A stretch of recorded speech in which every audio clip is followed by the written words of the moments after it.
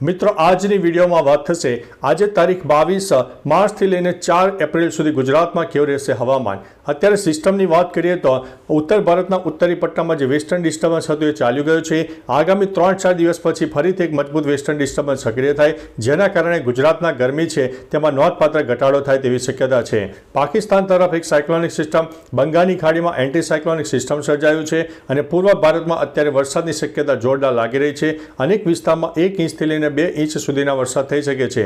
ગુજરાતની ખાસ વાત કરીએ તો આગામી 24 કલાકમાં ગરમીમાં નોંધપાત્ર વધારો થશે, જેમાં મહત્તમ તાપમાન 35 થી લઈને 41 ડિગ્રી સુધી પહોંચી જાય જેવી શક્યતા છે। ન્યૂનતમ તાપમાન 20 થી લઈને 25 ડિગ્રીની આસપાસ રહે। પવનનું પ્રમાણ 10 થી લઈને 15 કિલોમીટર પ્રતિ કલાકની ઝડપે રહે। સૌરાષ્ટ્ર, કચ્છ અને દક્ષિણ ગુજરાતમાં પવનનું પ્રમાણ થોડું વધારે રહેશે, જેમાં 25 થી લઈને 30 કિલોમીટર પ્રતિ કલાકની ઝડપે પવન ફૂંકાઈ શકે છે।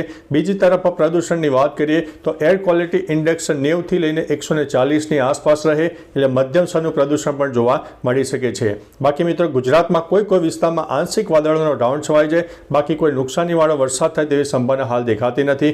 નવી કોઈ સિસ્ટમ સક્રિય થશે તો અમારા વિડીયોના માધ્યમથી તમને તમામ પ્રકારની માહિતી આપી દઈશું। મિત્રો આપણી વિડીયો સાથે હંમેશા જોડાયેલા રહેજો, જેથી તમને રોજબરોજની નવી આગાહી મળતી રહે। તો ચાલો મિત્રો ફરીથી લેટેસ્ટ સમાચાર લઈને મળતા રહીશું, ત્યાં સુધી અમને રજા આપશો। નમસ્તે।